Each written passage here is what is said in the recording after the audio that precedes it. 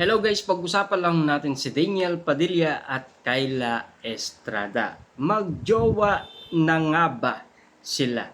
Yan kasi ang mga napapag-usapan ngayon sa social media na marami pa rin nagtatanong kung katotohanan nga ba yung paglabas nila na merong halong sweetness at kilig.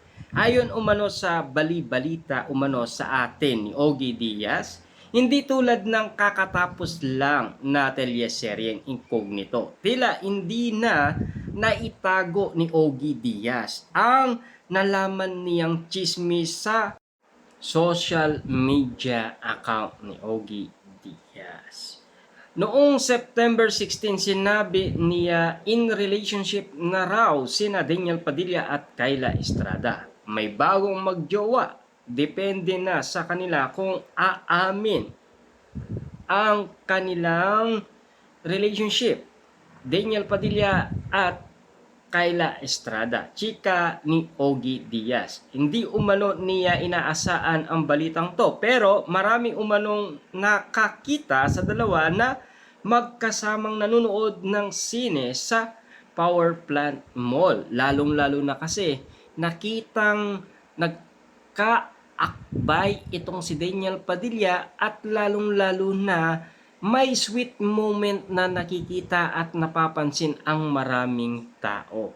Lalong-lalo na, siyempre, ibang klase kasi yung napapansin ng karamihan. Dagdag niya, wala naman masama kung aamin ang dalawa dahil parehas naman silang single. Diyos ko naman, wala naman silang sinasagaan o tinatapakan, sabi ni Mama Oids. Yan kasi ang mga sinasabi ni Ogie Diaz sa kanyang balita, sa kanyang YouTube channel. Tuwang-tuwa naman ang fans ni na Kayla at Daniel dahil sa balitang ito. Hindi rin nakaligtas ang ex ni DJ na si Catherine Bernardo sa chismis. Binanggit kasi ni Ogie Diaz na carry lang daw na may jowa na ang aktor. Maging si Catherine Bernardo naman daw ay naliling na rin sa iba. Bokya niya. Lagi silang nakikita ni Mayor Mark Alcala ng Lucena. Wala pa silang pag-amin kung tumpak ang mga nakakalokang chismis na ito. Yes, present ang mararamdaman ninyo. Baka kasi sila nakamove on na. Tayo na lang ang hindi. Charot. Ahaha.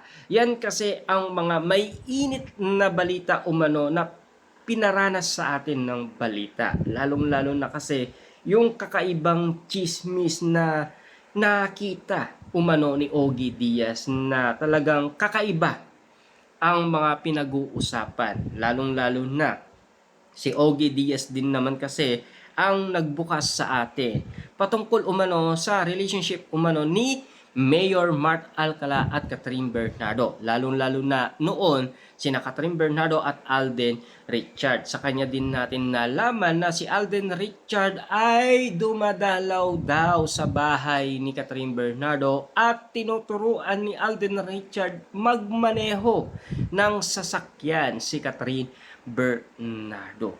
At igit pa dito, kakaiba ang mga nakikita ngayon ng mga netizens. Lalong-lalo na, tawang-tawa ang mga fans ni na Daniel Padilla at Kayla Estrada dahil magkakaroon na sila ng panibagong telyeserye.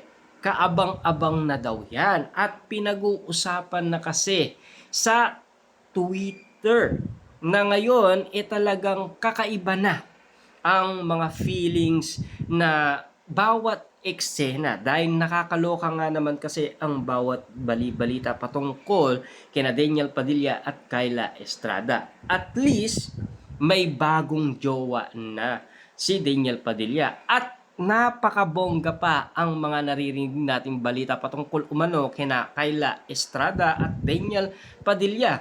Kita nyo naman, pinasara ni Daniel Padilla ang theme park para lamang kay Kayla Estrada at lalong-lalo na spotted pa umano si Kyla Estrada sa Christmas Eve. Grabe, napaka-espesyal na ayuda sa madaling araw. Ayon kasi sa mga netizens, lalong-lalo na sa mga sawsawerang kapitbahay. Lalong-lalo na kasi pinag-uusapan yan. At kilig na kilig nga naman sila, bawat komento, bawat reaction nga naman kasi nila, talagang kitang-kita mo kung papaano sila kinikilig sa bawat nakikita nila. Lalong-lalo na may akbay moment pa sila napansin at nakita.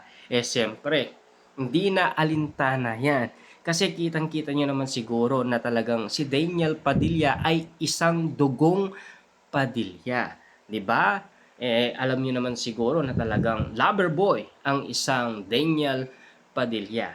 Kaya nga naman kasi, nakatulong nga naman kasi ang incognito kay Daniel Padilla para nga naman kasi makamove on na rin siya. At natulungan naman kasi ng mga nakasama niya sa incognito. Lalong-lalo na kasi doon niya pa nakita ang kanyang jowa ngayon. Walang iba kundi si Kyla Estrada na talagang grabe at nakakalokang balita ni Ogie Diaz. Siyempre, alam nyo naman siguro, walang makakawala sa balita umano ni Ogie Diaz pagdating sa mga artistang meron talagang tinatagong lihim patungkol umano sa kanilang pagmamahalan. Kitang-kita nyo naman talaga, binuksan sa atin ni Ogie Diaz kung ano nga ba talaga ang tunay na nararamdaman ni Kyla Estrada